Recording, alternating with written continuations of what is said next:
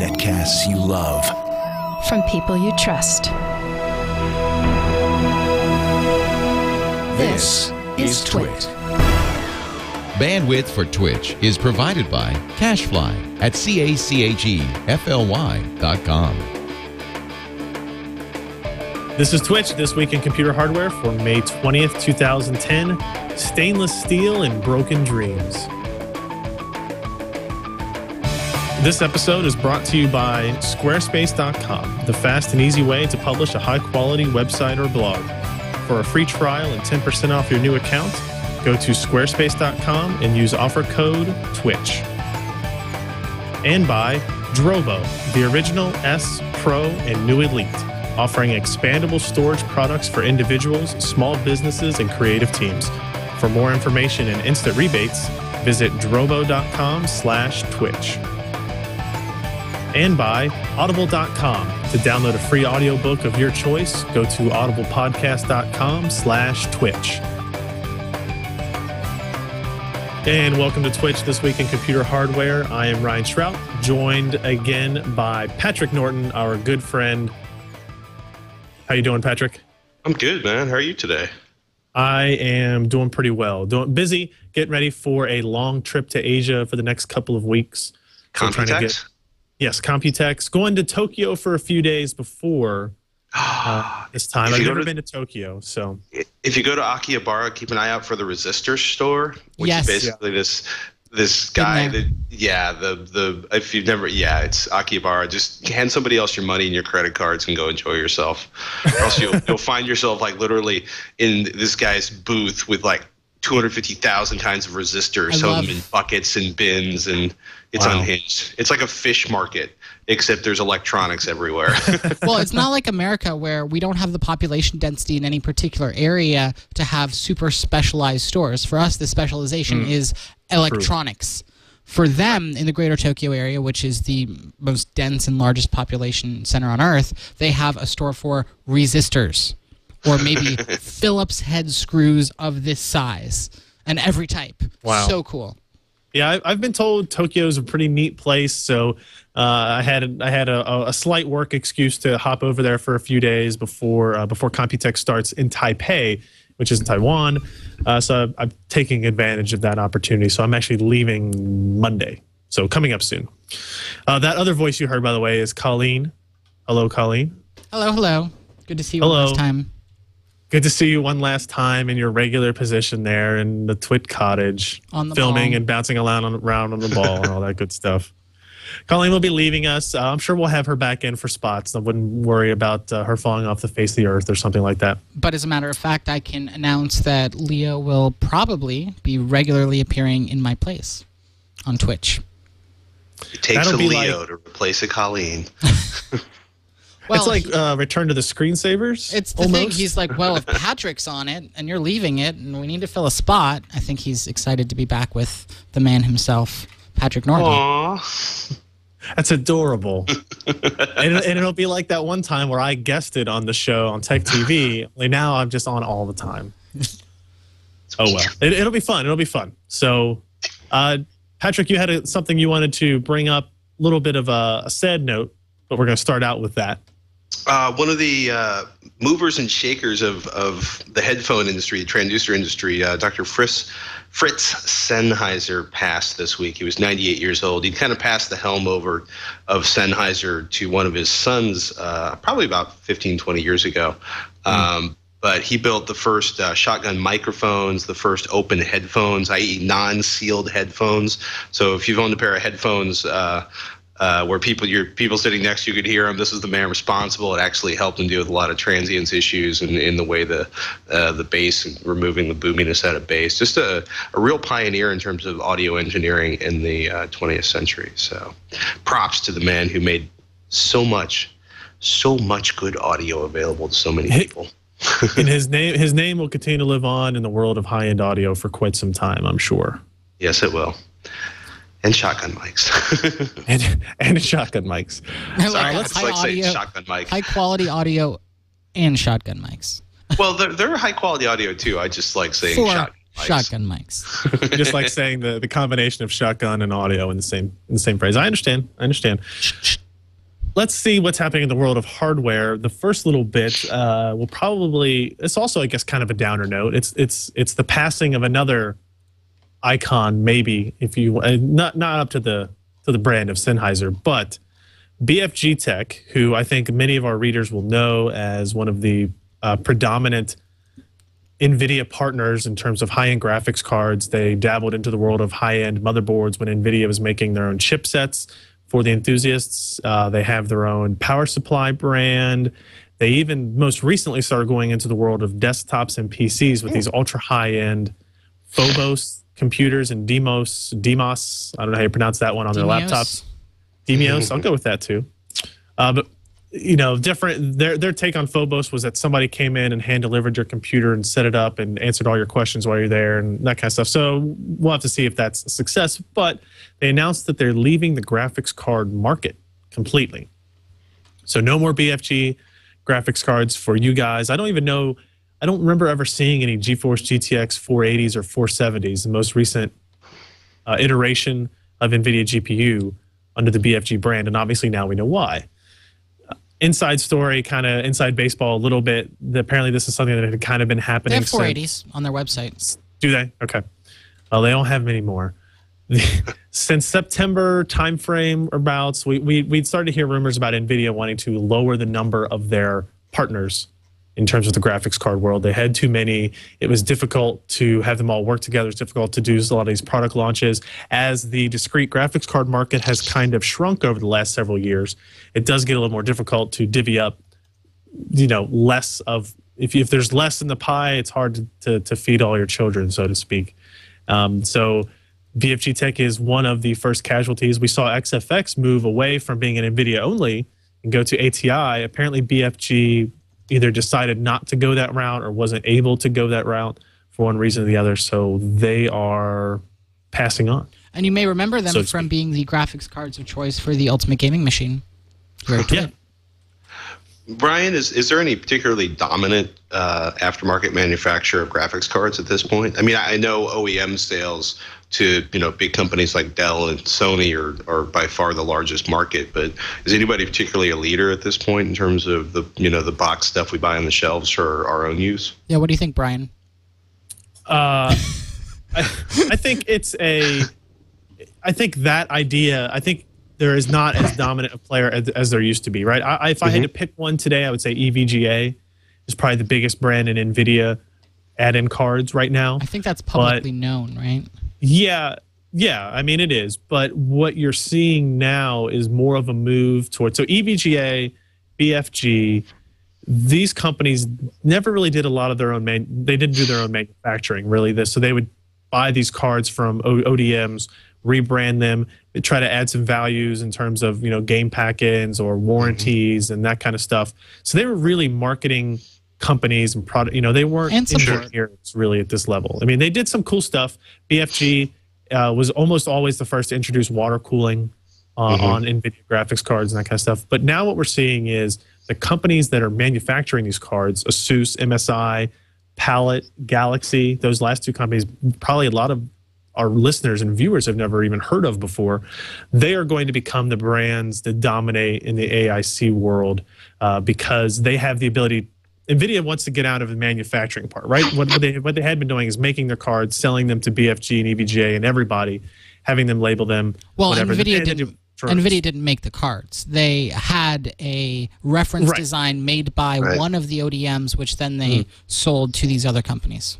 I believe it was Plantronics that usually did most of the manufacturing for NVIDIA, but they had to do the board design, you know, and all this other kind of stuff that was pretty complex. But now they were like, we're losing. They're not losing money yet, but maybe they see it's a shrinking market. Let's let our partners handle some of that. They have the expertise there. They already have a lot. I mean, that's so funny because they started making the reference boards because they wanted their partners to actually know what a properly implemented chipset could do. So it's kind of funny, like either things have gotten so much simpler or they're just, you know what I mean? It's like the whole point of them doing reference boards, which pretty much everybody copied. more or less, depending on what series chip you're talking about and how long ago you step back. But the whole point of them creating the reference boards was to make sure the chips were properly implemented. Before and then everyone just did the same thing. Yeah. And usually what you would see is it would take a long time before you see any customized PCB, any customized designs, unique cooling solutions.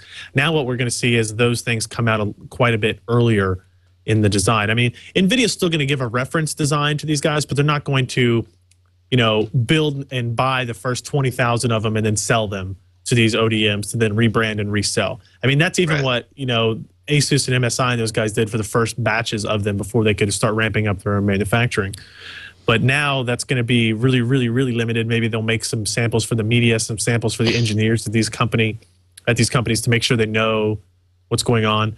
But yeah, I mean, really, it's coming down to a financial issue. Is they're like, it's a lot of time, it's a lot of engineers, it's a lot of software or hardware development. There's a lot of people selling the same damn thing. Yeah, and that, like we're saying, that market is shrinking. So when you have lots of people selling the same thing, it's very hard to differentiate, and you get cutthroat pricing issues, which Nvidia didn't really want, right? So it all kind of mixes in there. And unfortunately, I think BFG will be the first, but not the last casualty in this war, so to speak. So are any of those companies, MSI, Asus, Palette, Galaxy, based in the United States? Palette and Galaxy are Chinese or Taiwanese-based companies. And so they is have US MSI. branches. Yeah. And so is Asus. And there's been a traditional, and I'm not saying for any cultural reason, but just typically BFG and EVGA, which were both American US-based brands, companies, offered superior support as their compelling reason to purchase, not better, cooling or PCB boards or whatever. Right. Correct? So theoretically, this is going to be a problem that hopefully, if EVGA does go away, the people filling these slots will take care of.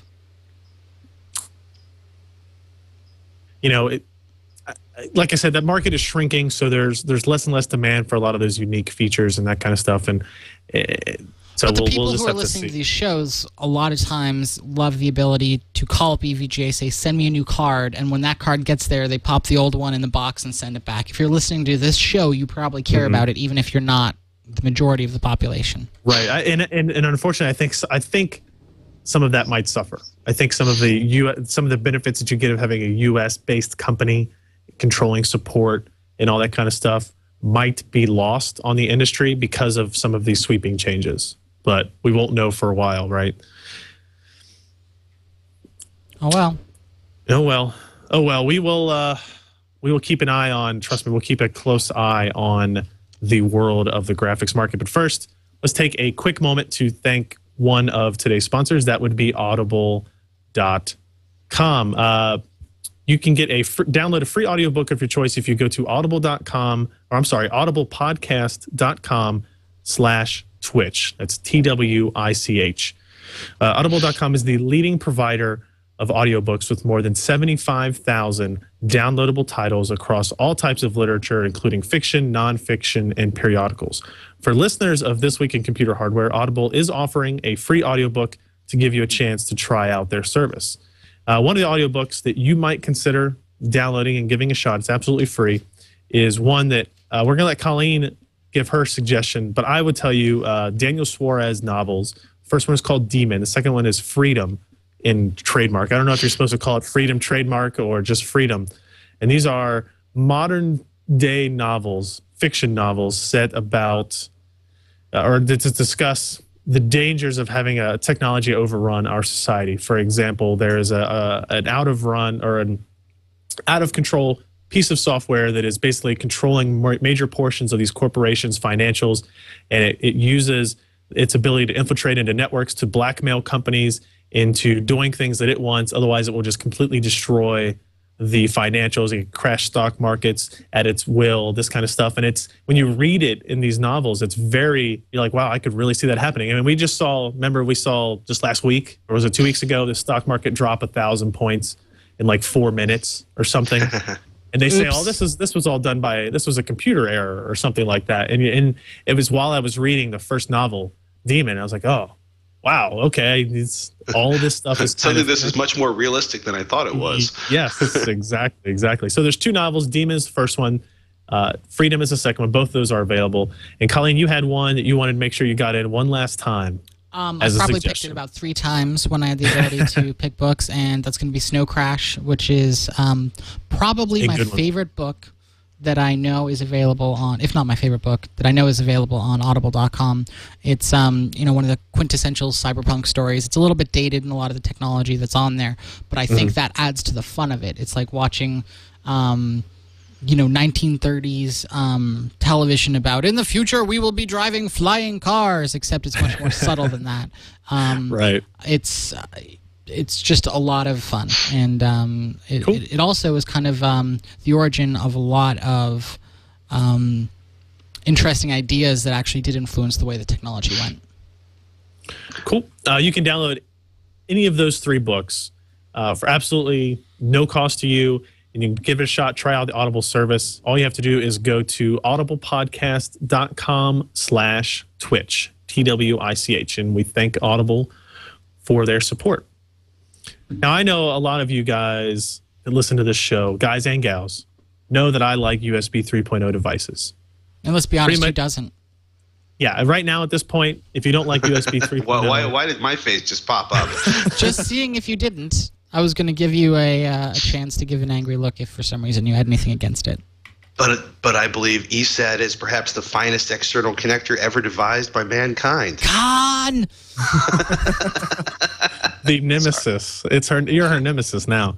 It's just like a real connector, only different. It's just like a real connector, except completely unreliable and obnoxious. Yes. Those are the perfect kind, because then you have to call technical support. But if we're looking at USB 3.0, which is nice, you get a lot of just plug it in and it works, backwards compatible to USB 2.0. And it's one better than 2. It's at least 50%, at least 50% better. Although it's much more, much faster than 50% faster. But I got this little device in. It is a slim silver device. Kind of has the finish of they're going for a MacBook type finish, anodized aluminum look to it. This is OCZ Inyo. This is 128 gig external USB 3.0 SSD, and it uses an ND-Links controller. And it obviously has an internal USB 3.0 connection on it. We did some benchmarks on it actually just today, really fast. 268 megabytes per second reads, 216 megabytes per second writes. Now that would compare to a USB 2.0 device. Like USB 2.0 would get about 35 to 36 megabytes per second, either direction. Almost 2.5 times as fast. Oh, more than that. So we go from 35 to 268. So sorry. Yeah, bad math. Yes, nearly almost. 10 times as fast. Nearly, we're getting 7 to 8 times faster. It's a solid state drive, so it's durable. I wouldn't throw it on the concrete floor, but you don't have to worry about spinning. You actually probably could. I mean, you could. I probably wouldn't recommend it, but you could do it. But one of the interesting things about this device as I switch camera angles here is can you see that connector on it? I don't know how well it's going to focus on such a tiny little... Yeah, it looks like a really wide micro USB. Or wait, is it like micro USB and a second one? Yeah, no, but it's all one connection here.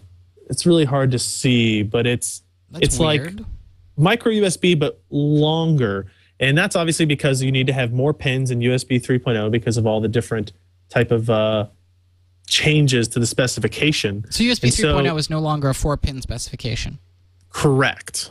It uses the same form factor, but it's backwards compatible because it uses more for the data or the power transfer as well, because you get additional power through it if you want. So, I mean, it plugs in just like a normal USB drive, and then this side that plugs in your computer obviously looks just like any other USB device. It's blue on the inside, lets you know it's USB 3.0. Is that a standard connector, or is that a proprietary connector on that drive end? This is a standard USB 3 connector, but this is the first time we've seen it. Okay. So we don't know how prominent it will end up becoming. How did you guys feel about the fact that everyone got all used to mini USB on all their devices, and they're like, great, now that you have mini USB cables everywhere, we're going to micro? Yeah, I didn't like that. I don't know. I just assume the connectors are going to change over time. But I so felt that it was done. So I was so close. Yeah.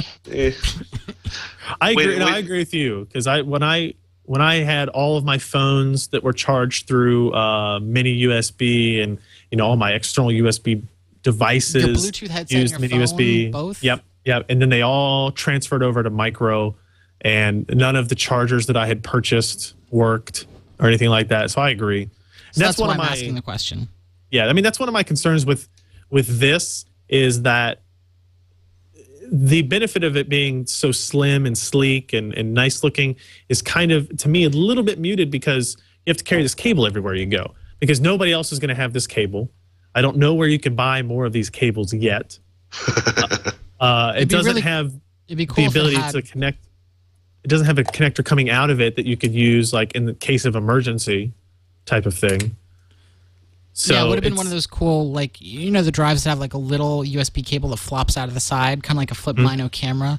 That would have been sweet. Yeah, I agree. I mean, and they were going for something nice looking as well, so that might have cut into that. But so we compared it in terms of performance to that Super Talent, really enormous USB 3.0 thumb drive, and it was slower. It was, the write speeds were significantly slower on the Super Talent drive, but you didn't have to worry about leaving a cable behind for it or anything like that, right? So there's definitely a benefit to having it all kind of built in. This 128 gig model, for those interested, is going to run $410, $400 around, which is about $50 to $60 less than that Super Talent thumb drive. So this is going to be cheaper. It's about the same price as a new computer. Well, yeah, I wouldn't say I wouldn't buy this for a netbook, but obviously that doesn't make a whole lot of sense. But if you want fast external storage, we did talk about yesterday on the PC Perspective podcast, a netbook that is coming out with USB 3.0 support on it. So, I mean, you'd be able to use it on there. And obviously, again, backwards compatible to USB 2.0. So, I mean, if you've got one computer with USB 3, you can go with it and at least see some benefit from that. So basically what you're saying is it's an early adopter product. It is, and I think all USB 3 devices right now are. But the benefit of it being being early adopter in this case is that backwards compatibility still wins you over, right? So I mean, if you have one USB 3.0 PC now, you can buy this, and you're going to get speeds like that, moving data onto the drive and off the drive. But you can take it downstairs to your other PC, or your mom's computer, your friend's PC that doesn't have USB 3. Still access, transfer files when other people upgrade or your other systems are upgraded to it. You will get the benefits of the performance there. So it's amazing actually how many USB 3.0 drives are out at this point. Seems to be there's almost like there's more drives than there are PCI Express adapters for USB 3.0. Or PCs that have USB 3.0 in them at this point as well. So I mean, all the motherboards that are being sold from Gigabyte and Asus and MSI that are, the newer models, they all have USB 3.0 now. They picked up on it very quick, especially in the motherboard market where feature differentiation is very hard to do. As soon as one company integrated USB 3, they all did it really series-wide. So, cool. Now, I know this is actually interesting because we were talking about this yesterday. Hold on. Actually, sorry, can I take us back 1 second? I was just thinking about an interesting use case for it. USB 3.0 is a fantastic external connector, and it supplies power, and it's really reliable. And you could actually, since it's that fast, have a second hard drive for your laptop. So, for example, say you had a work MacBook, and you also used it at home for personal stuff, and you wanted to keep it completely separate, and there's no way to put a second hard drive in your MacBook. You don't really want to partition it because then all your personal data is on it. You could just boot an external hard drive on it and have all your personal stuff at home, and then leave it there, and then go to work with your MacBook. And none of your personal stuff's there. If they're like turning your gun in your badge on the next day, you can just hand them the MacBook. But you could also walk around. For example, if you had like multiple Mac Pro editing stations, people could have their OS install on it and take it with them to the different stations and edit on them. It's an interesting paradigm when it's that fast. Right. I mean, this is as fast as any internal SSD that you can buy today. That's saying something. By the way, I said the word paradigm. Drink. Now, another interesting topic I wanted to mention, it kind of comes into play it mixes in with our next story, because we're going to talk about all the stuff that Google has been announcing and talking about this week, especially their Google TV stuff. But I did want to mention quickly, one of the Intel executives made a comment about the WiDi technology. I'm assuming you guys are both familiar with WiDi, wireless display technology, that Intel has integrated into some of their newer laptop computers that allow you to transmit the display over a different wireless radio to an external box that then connects to your TV, so that you don't have to run an HDMI cable or something like that from your laptop to your TV to watch certain types of video. What's the latency on it like? Do we know that yet? Because if I were Steve Jobs and I hated wires with a passion, and I wanted to create the next Mac Pro that could, wirelessly talk to all of the monitors in the room, is it a fast enough latency time that it can be used as a display for a computer, or is it, which is interactive, like for video games or for a computer, or is it something where it streams and, there's a couple of milliseconds latency or whatever. Sorry, I guess I should say 200 milliseconds. To play video is fine, but you don't want to interact with it. Do we know that yet? We do. Intel basically thinks the latter of your two options there, because the mouse cursor does not show up. So it is really a display only. It's not for interactivity. So they're trying to kind of push the technology so that people aren't like, oh, this is latent, it sucks. They're like, no, this is really cool for playing videos. It's not for interactivity. Correct. Now, when we talked to them at CES, they said in future iterations of the technology, they do plan to do that. But for this first one, it has some limitations. One of them being you don't get to see your mouse cursor, so you can't really interact with it. You still have to look at everything and interact on that. But if you want to blow up that YouTube video on your TV, you can do that. Another quick mention here of a limitation is you can't play HDCP content over it. Oh, yeah. I was going to say, because this is sorry about that. I was shifting my spot here. I mean, essentially, WiDi is a competitor to the wireless home digital interface with almost no supporters in consumer electronics. And it seems like it's going to be a wireless computer monitor replacement and not so much something you would use in a living room. Because there's no HDCP, which means it's not really worthy as a replacement for HDMI for any type of protected content. So, so it's a wireless connection to your monitor or the box you pay extra for that connects to your monitor at this point. Right. It seems like one of those amazing technological projects that pops up at Intel and then just kind of goes nowhere. Not to be cruel, but well, no, I mean, not cruel, realistic. Right. But I mean, I think there's a strong possibility of that, because they have to get the protected content issue worked out. They have also. Oh, sorry. No, go ahead. I was going to say also, anything that transmit wirelessly consumes a huge amount of battery power, which also makes me think that this is a non-starter for handheld devices, at least with the current radio technology and battery supplies we have for mobile products at this point. It just seems like an unusual market push for Intel. Or maybe a stretch. Yeah, it's even more interesting because the comment that one of these Intel executives made is that we expect to take the technology into handheld devices. Right. So I think it was Colleen was talking about it. Yeah. So what about moving this technology to your Intel-powered phone, right? So that was their big push a couple of weeks ago, was the Moorestown technology, and Intel making an actual push into the world of cell phones, iPad-type devices, those types of things. Is it more useful in that kind of environment, right? You walk into a house, you've got your cell phone, you watch a video on it, and you can display that on your screen as opposed to, but then you're talking about getting it integrated in with the TVs as opposed to having external boxes. You're much more likely to play back non-digitally protected content on your phone, I think, right? Right. So I think it has potential, and it's one of those cool technologies that I would hope would go into a direction we want to see it go to, and other than having the only partners Intel currently has are Netgear, who makes the box that attaches to your TV, and then Dell, Sony, and Toshiba. You know, big notebook manufacturers, but I think they only have 1 or 2 models each that are actually taking advantage of this.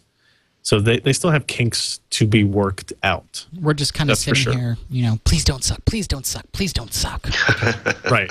When I heard that the mouse cursor didn't show up and you couldn't, I was like, oh man, okay, you know. And it's still cool. It's still a good idea. Hey, check out this video. How many times have you had, you know, 6 or 7 people huddled around your 12-inch laptop screen? Let me show you this YouTube video. And it would be nice to just be able to shoot that off to the TV, right? You know, and just like in the future, like we're always supposed to do.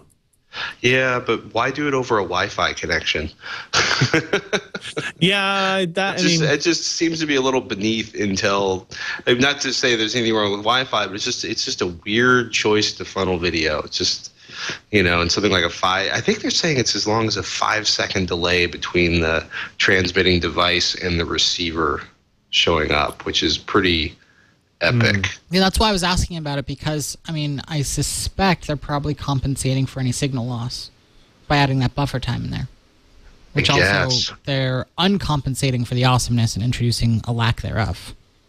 So they're adding 100% less awesome? Pretty much, in return for 100% more reliability. Keep bringing up the show titles. All right, now the next thing we're going to talk about is a little bit, at least, about Google TV and some of how this might work out with set-top boxes and that kind of world. But before we get to that, I do want to thank another one of today's sponsors, and that would be Drobo. Drobo are the makers of the original, the S, the Pro, and the new Elite devices. These are expandable storage products for individuals, small businesses, and creative teams. You've probably heard us talk about Drobo quite a few times on this show, on other shows on the Twit network. Digital storage device that's automated and intelligent, combines multiple hard disks into a single drive of storage, and it's accessible directly from your desktop. Which Drobo, or the Drobo count now is up to 4. We used to just be limited to, I think, 2, right? They had 2 for the longest time, right, Colleen? And now they released the Drobo S and the Elite. There was the Drobo Pro. There was the Drobo, then the Drobo S, and the Drobo Pro, and the Elite. And there's also now the FS. Right. So they have a direct attached storage, a NAS, a SAN, and a really big direct attached. Really, really big direct attach. The newest model is the Drobo Elite. It has 8 disk bays. It's different because it's a networked storage device, as you're saying. It supports up to 16 computer connections. It has 2 gigabit Ethernet ports, so you can actually direct connect 2 different systems via iSCSI, which makes the Drobo Elite look and perform like a local disk drive, so that's always nice. That's more not necessarily for consumers unless you're maybe like our Alan Malventano storage nut, but it's good for small businesses, video editing teams who want the benefits of storing and accessing files on a network, but you need improved performance as well. You can go to drobo.com/twitch, TWICH, to learn more about what Drobo might be right for you, the original, the Drobo S, the Drobo Pro, or the Drobo Elite. Learn all about the different models there in terms of what their safety, capacity, and performance and pricing are. And while you're there, you can save on packages of all 4 Drobo types that include hard drives. Some significant discounts. I think the biggest discount is about $1,200 if you get a pair of Drobo Pros and 16 hard drives. And you might should. Be a little much. Might be a little much for most people, but hey, if you're got some intense storage needs, that's where you need. Blu-rays. I've considered Blu-ray storage. I've considered archiving the internet so that when the zombie apocalypse comes and there's no connectivity, I have a backlog, a giant cache of interesting things to discover. The good news is you're going to need a bigger boat. The new company you're working for will have all that done for you already, so we don't have to worry about that. Possibly, but that wouldn't be at home. If Leo gave me the option to take one piece of equipment home with me, it would definitely be the Drobos. Everything else here is like really high performance and cool, but kind of a jerk to use. But this is totally easy to use and really cool and fast. Even the industrial grade one. That URL again, you can go check out all the models and see the discounts, is drobo.com/Twitch, and we thank them for their support. Now let's talk about Google TV and how it's going to revolutionize how I sit on my couch. Is it going to be magical?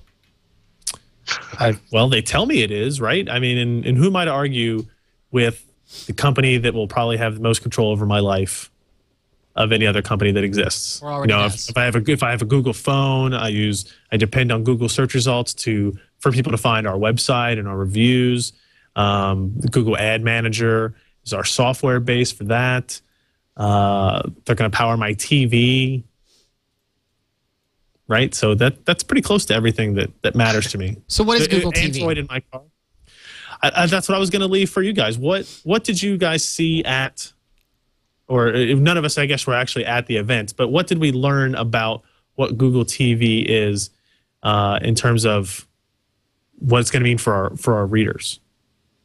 Well, let's see. Sony's going to have it. I'm going to work backwards. Sony's going to have it built into the first HD TV. Logitech's combining the Google TV with the Harmony remote system to make sort of the uber ultimate television / media totem controlled device. The ultimate couch potato machine. The ultimate couch potato machine. Sony's also going to do a Blu-ray player with Google TV built into it, and Dish is going to do a box that incorporates Google TV.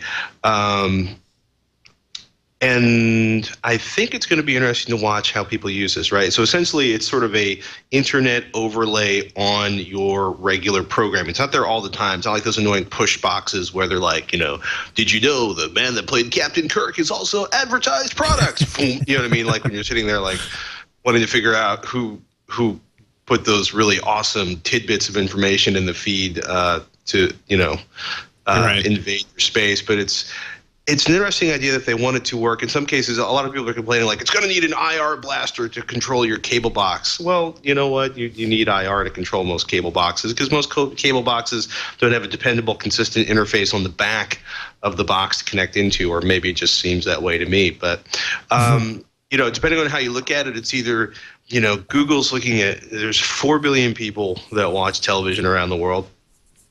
Even in place, so basically, TV is an advertising market in places where a lot of people don't use computers.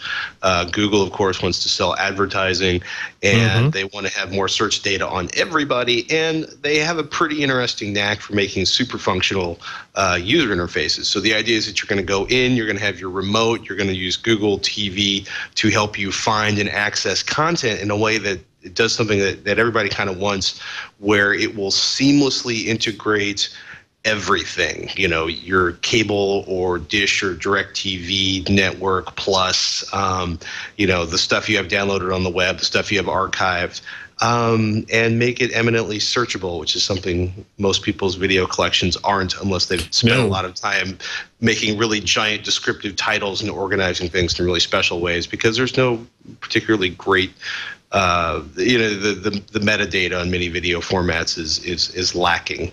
Hence the reason why most online video delivery systems don't have things like closed captioning. So on the hardware side of things, Intel's really excited because it's a place to use their Dragon Point processors, maybe even what their Dragon Point processors were created for. They're going to use a discrete GPU, which means it'll be able to handle the flash video that it's supposed to power. And it's really interesting because the back and forth rumor from, certain Apple fans is that, Apple TV, it's not just a hobby. Apple's going to come out with something amazing. And it's like, this is a space where, Apple hasn't really done much, the whole working with your HD TV, and all of a sudden Google has stepped in with a pretty interesting slate of partners. Don't forget Microsoft. Microsoft. Their Windows Media Center editions are the most fantastic PVRs I've ever used, even if they are 4 times more expensive and difficult to use. Well, they're not necessarily 4 times more expensive. I'll agree with you that Windows Media Centers are fantastic. Yeah. But most people don't want to hook up a home theater PC or have to go through the sort of process it takes to integrate home theater, okay, so I've got my home theater PC and I ordered the Ceton cable card tuner or one of the home run boxes, and I've ordered cable cards from a cable company and I've integrated those all together. So now I can record like 4 channels simultaneously in HD at all times. And because I have a computer, I can use a decent storage system, right? I think this is going to be something where it's going to be integrated into boxes and accessible in a way that maybe home theater PCs and the Windows Media Center aren't. Because we've never really seen the Windows Media Center. What's interesting about, and obviously I spent a time looking at a lot of this stuff with Robert Heron over at HD Nation, but a lot of what people are saying, like Mark Cuban, who is famous for, the HDNet and, owning the Mavericks and, selling broadcast.com at the peak of its value so he could spend the rest of his life running a basketball team and starting companies and basically having fun. Which is, I'm saying this because I'm not trying to take anything away from Cuban, but Cuban has a really good point. This is a guy who at one point, whose company was contemplating shipping HD content to subscribers via hard drives. Right, because the distribution was so complicated, and for the level of quality they wanted to deliver, the bandwidth was so non-existent. And he's basically like, people want to sit down, have a remote control, and watch television. You know what I mean? They the people who get more and more complicated about it, and oftentimes for really good reasons, like I want to be able to record 3 shows at once and have them accessible 24 hours and have them in full quality. So I have giant Drobo arrays in the back to stash all of this stuff, are not the average or typical television consumer. And not enough to support a product segment. Well, the problem is there's a huge product segment. There's no dominant product because, Western Digital Live TV, awesome. I think Netgear has a pretty good Windows Media Center distributor. Yep. Popcorn Hour has done some great boxes. Popbox looks good. Roku, freaking awesome. But this is one of those areas where there's 1,000 players and none of them really seems to dominate in a way that, where you're like, pretty much everybody understands how a cable box works at this point. Right. Badly. Well. Does anyone honestly like their Motorola cable box? I haven't owned a cable box in years. My DirecTV DVR actually works pretty well.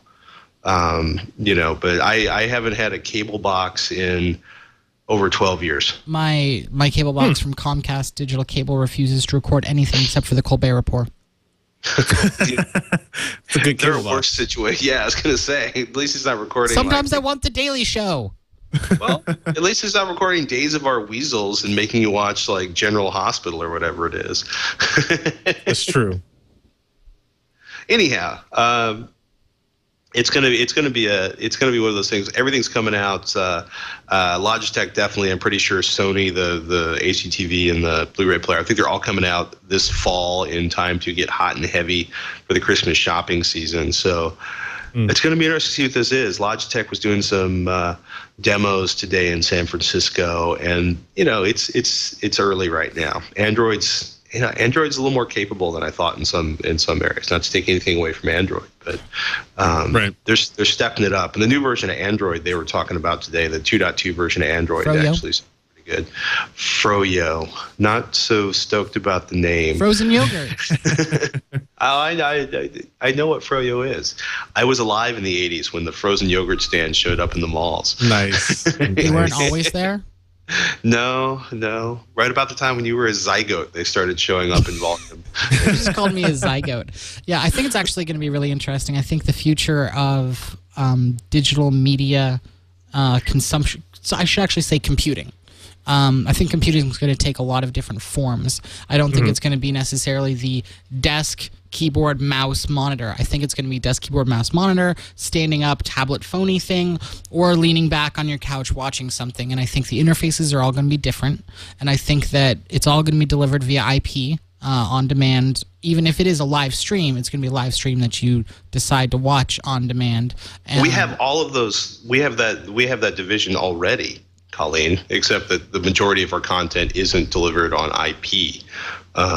If I should say that for DirecTV and cable users, although I don't know what the exact transmission scheme is between the satellite and the little box in my house. But there's already a divided market with lots and lots of different interfaces. My point is that it's a divided market, but eventually where we're going with it is these are the three different, or there will be a couple of different ways of computing. It's computing, and you're accessing the same software and programs and concepts. You know, you go to your computer and you watch Hulu there. You can watch Hulu on your phone. You can watch Hulu on your TV. They'll be the same services. They won't be these.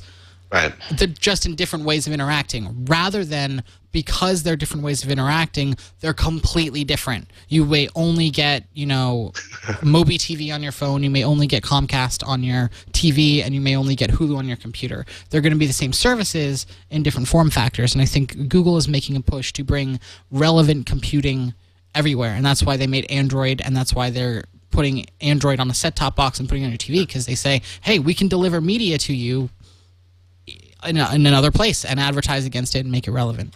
Or deliver media to you every place. Right.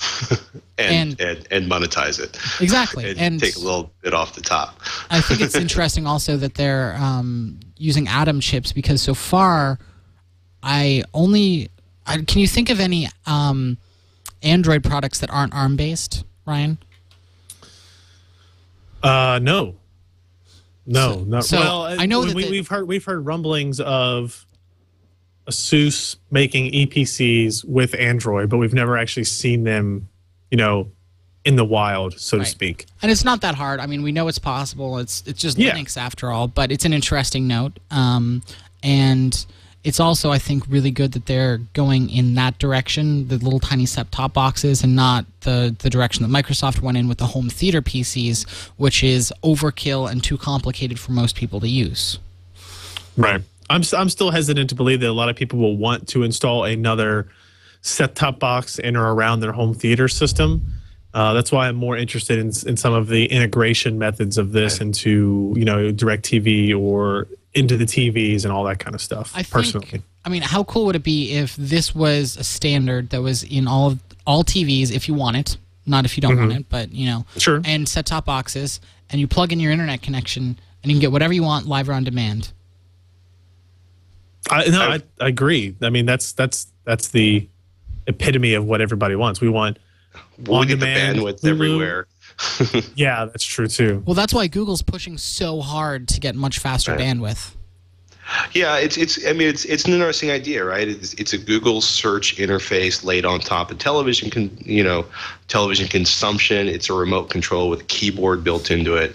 It's Flash support, which obviously draws a very huge line in the sand from Apple, because hey, you know what? Google wants everything to be accessible as quickly as possible, and if that means using Flash, means using Flash. A lot of the content providers have to come on board. That's one of the things about Hulu that makes it so difficult, is that Hulu's really like, oh, we don't want you to watch our stuff in the living room. We want you to watch it on the computer. If you're going to watch in the living room, we want you to use traditional means of consumption, like broadcast or cable, because they make more money off of the traditional distribution platforms than they do off of the newfangled IP distribution platforms like Hulu. Yeah, I don't know. It's going to be interesting. Like, you know, I'm also really curious to see if anybody uses the webcam that's going to be built into Logitech's Google TV Harmony remote box, right? As we're calling it, the grandma cam. Because I don't know about you, but unless I'm at work doing shows like this, the only time I ever want to do video chat is, actually I don't even want to do it. It's when you're calling your parents and they think it's like, oh my God, it is the future. We could do video chat. I want to see you all the time on video chat. I say, you know what I look like. Stop it. One day you'll be a parent. You'll understand. Well, that's the thing. It's like grandmas, or if you live in different countries, it's kind of different. But I think it'll be. I think when somebody figures out how to make video chat easy enough for grandmas, and which this may do, it's going to be a big market. You're gonna be pissing off a lot of grandmas in the audience. I sense hot and angry emails flying your way, Colleen. Dude, if you're a grandma and you're listening and you're pissed off at me, dude, you're awesome. Yeah, there you go. We should totally chill. I want to hear all about the jetpacks that we didn't get. There's something else interesting that was kind of shown off for the first time today, and I don't know if you guys have seen this link. This was MSI showing off a convertible sketchbook laptop concept. So bad. Yeah, it's not great, really, I think is the nice way to put it. If you look at this picture, what you're essentially looking at here is a a twist on a convertible laptop where you're not converting it into a tablet. You're not flipping the screen down into a writing tablet. What you're doing is the keyboard actually flips upside down to reveal a writing surface. Dun, dun, dun. Well, first off, let's take a look at this picture right here, and I'll also try to describe for the That's audio not the right listeners. picture. This is the no, computer. it is. Yeah, you're right. I just clicked on the link to Engadget Spanish where they had more pictures. So this computer is like, what was it, the Grid, Patrick? We're talking about when I was a zygote. What were those old laptops where they put the keyboards right at the front of the device rather than giving you any palm rest area? Oh, there have been lots of unfortunate laptop designs that. And then Apple came along and said, palm rests are good. They were. Yeah, it's. I don't know. I look at this and I think, are artists going to want to have something that's an actual tablet with a full touchscreen on the entire thing rather than doing an interpretive tablet? Them sitting here holding up they're going to want to drop a pressure sensitive touch device on this to do their drawing rather than, I don't know. It's weird. Like, does MSI? I've never really seen an MSI concept before. Do they do this a lot? And I'm just not tuned into the MSI lifestyle. They don't really kind of go off the wall like this. Usually that's what you see, like Asus do when they did the keyboard PC, and they've had the Bang & Olufsen laptop that was made out of stainless steel, and there's they're the ones that usually kind of go off the wall. Broken dreams. But MSI, I think this is kind of a new direction they're going at as a company, trying to be more aggressive with things. Now, I mean, they say that this is but they're sucking at prototype. So, I mean, let's throw something on the wall and see if it sticks. So it's if you were holding, or if you were using this like a normal laptop, the area where there's your palm rest is actually the keyboard, and you can flip that keyboard, rotating it around, leaving the rest of the laptop the same, and it becomes a drawing surface below. If you're taught how to type properly, you don't let your wrist sit on the little wrist pad area of the keyboard. So it bothers me more that when you have to stuff it into your belly on the plane, there's not a lot of room between the keyboard and your fingers. Oh, yeah. So you're going to have to push it all the way forward to the front of your knees. I mean, I can see the flip side is like that second photo you found of it, Colleen. Actually, I realized the touchpad's a lot bigger than it looked. So I don't know. Maybe there's an untapped, toddler and sophisticated artist, graphic artist market for the touchpad convertible. I just don't see it. The bezel is huge. The thing looks cheap. I mean, if you're trying to switch from using the keyboard to the pad, you literally have to pick it up, not figuratively, literally, and flip the keyboard over to get to the pad. And it's not on the screen. I think a lot of people probably who are artists want to start doing things like the Wacom screens. Is it the Cintiq that does that? Yeah. Where you can actually draw on the screen. I mean, it's... But a lot of the people who use styluses to create art actually have been for years using styluses on a tablet that's not part of the screen. But they don't have to anymore. Well, people don't have to drive, cars. They can ride bicycles, but... people, I don't know where that pseudo metaphor came from or was going, but, it's an interesting concept. Out of 1 to 10 that's absolutely going into production. I mean, what is this, a 3? I mean, they debuted it at a small show in Amsterdam. It doesn't seem like it's one of the bigger products coming out of MSI. There's probably some MSI product manager that's going to be weeping when this hits online, going like, "No, you don't understand." Yeah, I don't get it. It seems likely. It seems cheap looking and poorly thought out, but I could be completely wrong. The bezel is so huge. It's a prototype. Get over the bezel. All right. Let's move along here, move the show. We want to go to our final sponsor for today's episode. Squarespace.com is the fast and easy way to publish a high-quality website or blog. Squarespace.com has an easy-to-use user interface for creating and managing the website or blog. It's optimized for both beginners and CSS experts, so you can get behind the code and get down to the nitty-gritty.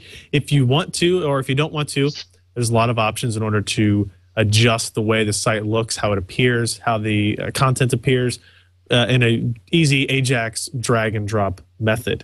The all-inclusive service is not just design, it's not just hosting, it's both of them. It includes blog modules, importing and exporting support. You can import from WordPress, Blogger, movable typepad. It has forums. It has photo galleries, form builders if you want to collect information from your viewers and readers. It has Google Maps integration, has website tracking and search engine optimization built in, permission access handling, and it does use a cloud architecture that scales very well, so that if your site ever gets on Dig, your site ever gets on Slashdot, Reddit, any of those sites, you don't have to worry about it going down because you're paying for the lowest minimum price or anything like that. They're able to scale up as your site needs it. You can use Squarespace for all of your website needs, build it, host it, manage it. If you want to give Squarespace a try, you go to squarespace.com and use offer code TWICH, TWICH. You get 10% off of the lifetime of your subscription of your service when you use that offer code. I have run a personal blog off of it and was pretty impressed with the functionality, how easy it was to get things to work, the ability to be able to drag modules on the site from the right-hand column to left-hand column, or get rid of some data that I didn't think users needed to see by simply clicking on a button and then saving the results, was actually pretty impressive. So you don't need a credit card to try it. All you need to do is go to squarespace.com and use that offer code TWICH. So we thank them for their support. And we also want to thank the support of our Twitch viewers and listeners, because we do have some Twitter questions. And we actually had an email that was sent to my Twit address that I thought was interesting to go over here. I'll just give it a quick read. It says, love the show and have listened, watched since the beginning, especially like Al's HD roundups. I'm into IT, and I do Windows and Linux administration by day, and would love to see some more enterprise stuff on the show. See what we can do. I also wanted to chime in on your Steam discussion about Mac and Linux. The Mac client probably will be relatively popular. I run Linux, and I probably won't end up running the native client due to the limited selection of games, especially those that are only written for DirectX. In the last year, Wine, what does that stand for again? Windows is something. Not something emulation. You keep reading and I'll figure out what Wine is, because every time I figure it out. In the last year, Wine has made some really good strides, and the Steam Windows client runs very well on top of it. Steam also works very well as an abstraction layer on top of Wine, because it handles the installation of things like DirectX, which obviously isn't installed and such. I own about 20 games on Steam, and they all work pretty flawlessly because I check the compatibility before I buy. Thanks for the great show and site. So that's kind of interesting. Wine is not an emulator. Wine is not An emulator. Recursive algorithm. Or I wasn't even close. But so what he's saying is, even if Valve released a Steam client for Linux, which they have said they're going to do, he probably wouldn't use it because he uses Wine to run Steam, the Windows-based Steam, on his Linux operating system. I didn't really know that this was a successful venture. And I think when we talked about this a couple of weeks ago, that we kind of thought, it probably wasn't going to be that great of an experience. But he's saying he's got 20 games, and some of them are using DirectX, which to me is outstanding that the community was able to bring that software up to that level. Right? It's also a strong sign that none of us are primary Linux users. Yeah. I am now. I just switched the other day. All my laptops are now using Lucid Links, and I use my laptops more hours of the day than I do my desktop. Have you installed Wine? What'd you say? Maybe you should install Wine. See how that goes. But that would be if I wanted to play games, which I don't do on my laptops. Oh. See, I would have figured you for a Red Hat person and not an Ubuntu person, because everybody knows that your personality determines which distribution of Linux you choose. Absolutely. I use Red Hat on servers. Does that count? I prefer I'm definitely not playing games on them. We want to move on to Twitter questions here. Real quick, I wanted to point out one alternative to the tablety laptop that's, I think, a better solution. Have you guys seen the W Series ThinkPad? They make a 17-inch ThinkPad where you can get not only a secondary monitor that pops out of the side of your main monitor. You need to have a picture of that notebook next to like a cinder block or a Volkswagen Beetle to put it into scale, because That is the biggest notebook I have seen since the early 80s. That's a lie. Did you see David Randolph's 18.4 inch HP? No, I did not. It's massive. But this is a 17-inch notebook. It's big.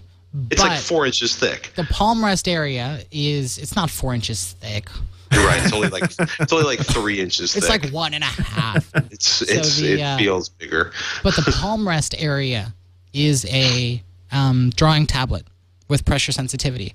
I think perhaps there would be a better way to make use of that so you don't have to flip the computer over when you want to use the keyboard and then flip it back for the tablet. You could use both at the same time, and you still have a palm rest, and yada yada. It's just another option that's already out there if you're looking for a tablet built in to the laptop. Well, that's like a $5,000 or $7,000 notebook. That is an insanely expensive notebook. That's people who are buying those are buying them for running geological survey software, or the rare professional photographer that still uses Windows instead of OS 10 and wants to be able to have a secondary monitor for a bunch of their tool palettes and this huge monitor for it's an amazing notebook, but it is the biggest power supply on anything other than an Xbox in the building that I've seen. It's an interesting notebook, but it's a desktop replacement. It's an expensive desktop replacement. Starts at $2,600. Well, it's dropped down a bunch then.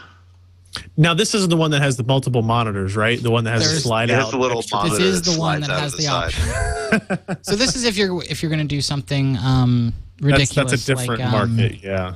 If you're doing like Smoke, which is a professional tablet-based video editing system from Autodesk, you can put your tool palette on the right, your stuff in the middle, and use the tablet for gestural-based editing.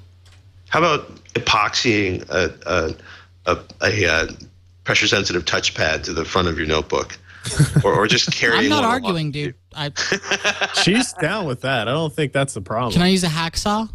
Absolutely. All right, let's get into our Twitter questions. Patrick, you want to read our first one here?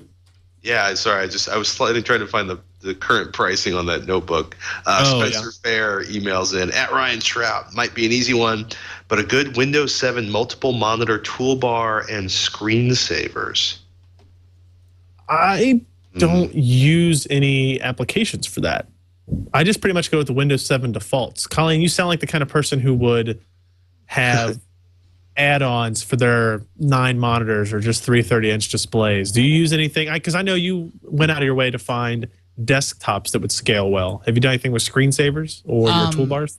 Well, screensavers automatically will work on all your monitors. So if you have like the Windows logo bouncing around or some sort of flying object, it'll bounce between all of the screens properly. I was going to say, does it bounce from monitor to monitor, or do you have the same bouncing on all? No, awesome. It bounces from monitor to monitor just fine. And in Windows, you can give it the orientation of where the monitors are so that when you bring your cursor off of one screen, it goes on to the other one without jumping vertically. And as long as you have that, it uses that information for your screensaver. Cool. And when you take screenshots, it automatically arranges it, so that they're kind of like stitched together. I do use Ultramon or Display Fusion if I want to have one wallpaper across multiple desktops. So I usually typically find what the hell does that mean? I look for huge stitched together panoramic photos. And then use those on my 3030s, just one single one across all of them, so that I don't have the same wallpaper repeated 3 times on the 3 monitors, or have a like a single color or 3 separate ones. I just want one that goes across all of them. You can also make it so that you can have toolbars at the bottom, like your start menu. So rather than having one monitor with the Windows start bar at the bottom or the top or the sides, you can have one on each monitor so that the programs on that monitor are represented on the bar in that area. Oh, that's cool. Okay. I don't do that, but... What does that? Does Ultramon do that? Ultramon does that and Display Fusion does that. Okay. Okay, those are good options. So those are really cool, and they offer a lot of other things. Profiles, and so for example, if you have a laptop and you have 2 monitors and you want to do stuff like that, you can have a profile for when you're at your desk and plugged into external monitors, and a profile for when you're out screwing around without them. I need that. I need that because every time I plug my external laptop or my external monitor in this laptop, it randomly decides which side the monitor is going to be on. That kind of stuff. And it's very frustrating. Right. So you can do that kind of stuff. I recommend those two. There's also another one that is less popular, but I'll see if I can remember it. Okay. I will take the second question. This is from Andros Lee. He seems to have good questions for us every week. I appreciate that. What's a good way to keep dust out of the case not using canned air? Putting mesh screen over fan openings like pantyhose? That's get it the off best the answer. floor. Well, yeah, that'll. I mean, like just having it on your desktop or even a few inches off the floor rather than on the floor. That keeps the cat from sleeping up against it. All of the dust and the hair and whatever, it drifts. It eventually at night while you're sleeping and not moving around the house, it'll eventually settle to the ground where it'll be sucked up into the intake of your computer. But yeah, pantyhose actually are shockingly affordable filters for all of the intakes on your computer. Yeah, they work really well. I recommend, most fans these days are 120 millimeter versions. There's a couple of other standard sizes. You can buy filters like these little, you put a plastic grill on the fan, and then it comes with a removable foam filter that you stick in there, and then you stick a cover over it. And when you want to clean it, you pop the cover off, clean the foam, and pop it back on.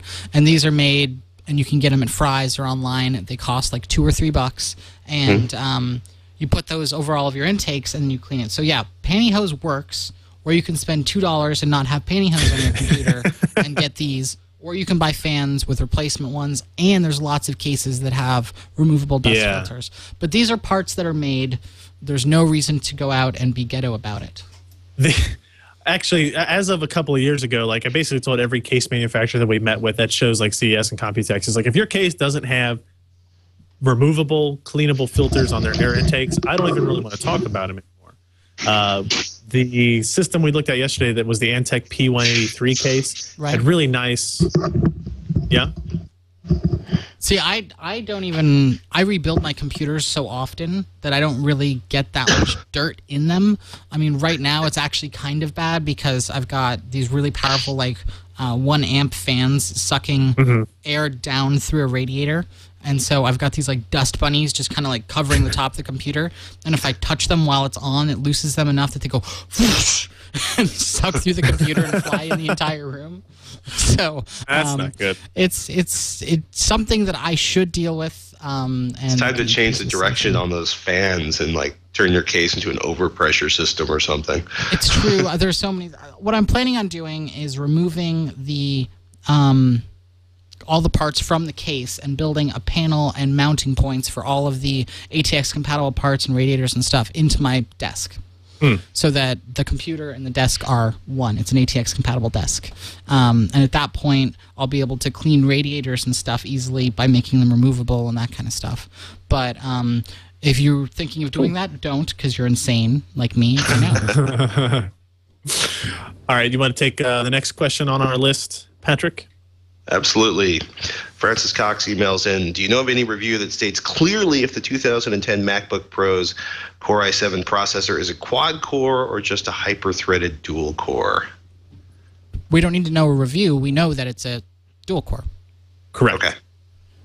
It is. The Core i7s that are quad-cores for mobile parts are not in the MacBook Pros at all. Those are Those are in 18.4-inch desktop replacements from HP and stuff like that. And they are not laptops, despite what it'll say in marketing sometimes. You cannot put it on your lap.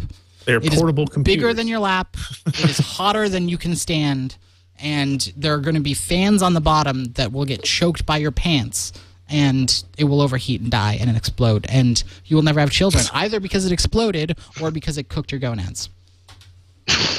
That's usually a temporary thing, the whole heat. Really? Reproductive thing. Yeah, unless it gets really hot, but let's not go there. So, yes. But dual cores on the MacBook Pro i7s. The Junior Fan emails in at Ryan Shrout. Since Sony is a partner, will Google TV come to the PS3 via a firmware update? Dun, dun, dun. I don't think we've heard any of that. We haven't heard anything about that. But that sounds awesome. That sounds totally sweet. Well, I could actually use my PlayStation 3 again. You can use it for gaming. Red Dead Redemption came out this week. Buy a copy. There's horses and shooting and mayhem. But is that on the Xbox 360? I would probably just have played it on that. Oh, okay. I thought, well, it's on both, so you can go for the slightly lower resolution version on the PS3. There's nothing. No. I mean, literally, it's like 640 vertical lines of resolution versus 720. In any case, we were talking about Google TV could come to the PS3 via firmware update, but I don't really think it entirely fits into Google's concept, which is to have all of your different television elements coming into there, because it would be either there's no cable card, there's no TV tuner, there's no ability to run pass-through video for a cable or satellite or broadcast television experience. But yeah, I mean, they're not developing Linux for the PS3 anymore. Maybe they pulled the people off that project so they could start working on the Google TV project for the PS3. Yeah, I agree with you, Patrick. I don't think it's something we'll see in this generation, but I would be, we don't know exactly when the next consoles are going to come out, but I would assume that we'll see as much or more focus on multimedia aspects of the next consoles as we do with the gaming aspects of the next consoles, right? So when the current generation came out as all games and multimedia was kind of developed into it, I think it will be almost the other way around with the next generation. So absolutely. While I think his idea is cool, I don't think it's going to happen. Yeah, I mean, it could it happen? Absolutely. There's certainly enough horsepower there to run this. There's there's internet connectivity, but yeah, next generation consoles are going to be fascinating because you said it. Multimedia was kind of an afterthought for consoles because there were gaming platforms, and then XBMC suddenly starts turning the Xbox into this amazing little device for playing music and watching movies, and then you start having more and more developments inside the Xbox 360 and PS3 to take advantage of its ability to be a networked player, and then you have services like Netflix and online movie delivery systems. It would be interesting to see. I don't really see Xbox 360 or the PS3 coming out with like a cable card slot in the future, but that would be really cool. Yeah, agreed. Also, I don't think anybody would ever want to develop Android for the cell processor. I was going to say, from the technical things that we know, you're not going to be able to just boot Android on it right away because I don't think the cell processor. But the mighty cell processor can run everything in emulation. That's what they told me when I bought the first one. Luckily, I still have my first one that has the emulation for PS2. So I'm glad both of you smiled when I said that. Yeah. Eesh. All right. Well, that's going to wrap up the show for this week. I thank everybody for joining us via audio or video. By the way, if you are listening to this on audio, hopefully you've got us in your iTunes or your Zune subscription all worked in. But don't forget, we're available on video now. Unfortunately, Colleen's leaving, so you're going to be stuck with me and Patrick and maybe Leo again. So all the ugly guys back on the video. But sometimes we show cool things on video that you don't get to see on audio, like the USB 3 drives and computers and flashing lights and blinky things. And the face that I'm about to make. Yeah, so you wouldn't get that on audio. You have no idea what that was. But if you go check out the video, you'll be able to do that. twit.tv/Twitch. You'll have access to all the audio feeds and all the video feeds there as well. So make sure you check that out. Promos for us. Now, Patrick, if people want to find you somewhere else, if this is not enough Patrick, where should they go? Never enough Patrick. Oh, you guys are so kind. HDNation.tv, which is the show I do with Robert Heron. It's all about high-definition equipment and the content you play on it. And we've got some really fun lists coming up this week. And I'm hacking my Apple TV and techzilla.com, TEKZILLK, which is kind of like the Mickey Mouse Club for geeks. Except I didn't say that because I don't want to get sued by Disney. yeah. Wait, scratch. We cut that out. And then at Patrick Norton on Twitter. Absolutely. As well. And Colleen, where will we be able to find you? In Mountain View. At Google campus. At the Google campus. You could Google me, but twitter.com/digitalkitty is where you will be able to see me tweeting about stuff. But this is the last show I'll probably ever be on, so no, goodbye. You keep saying that. You keep saying that. Probably not forever. Okay, this is the last regularly scheduled appearance of there you go. Me. Now when you come back on, we'll have to say with special guest, right. Colleen. Right? It's like adding a little bit more surprise and things to it, right? So we're all right with And you can find me at, I'm Ryan Shrout, by the way, if you didn't listen at the beginning. PC Perspective is the name of my website, pcper.com. We do hardware reviews, hardware news of all the goodies that go into everything we talked about today, as well as more stuff. And your face is on the album art, in case you're wondering which of these two guys is with Ryan Shrout. We need to add Patrick to that eventually as well. If he's going to be the regular. Patrick, you want to be on the album art? I think that's already been settled by powers more higher staffed than me. People higher on the masthead management. From what I know, I think we have you in the little 2D Nitrozac and Snaggy graphic. And I've got Photoshop and I'm leaving tomorrow. What are they going to fire me? Copy paste. It's got to work. All right, and also we do another podcast on it's recorded on the Twit Network. It's not officially a Twit podcast, PC Perspective podcast. We record that Wednesdays at 10 p.m. and it's 4 or 5, sometimes 5 eggheads all talking about hardware as well. So something else to check out. And at Ryan Shrout on Twitter is where you can follow. Is where I kind of ping people on Thursdays to try to get questions that we answer on the show. We appreciate all the help. And then you get them from one guy. What's his name? Andros Lee. Yes. Lots of great questions. We should just give him the role of official question maker upper. Well, not really. I'm making that up. Yeah. That's a lot of pressure for one. That's a lot of pressure for one individual because I know I couldn't do it. But that's it. That's going to wrap up the show. Thank you very much for watching and or listening, and we'll see you next week.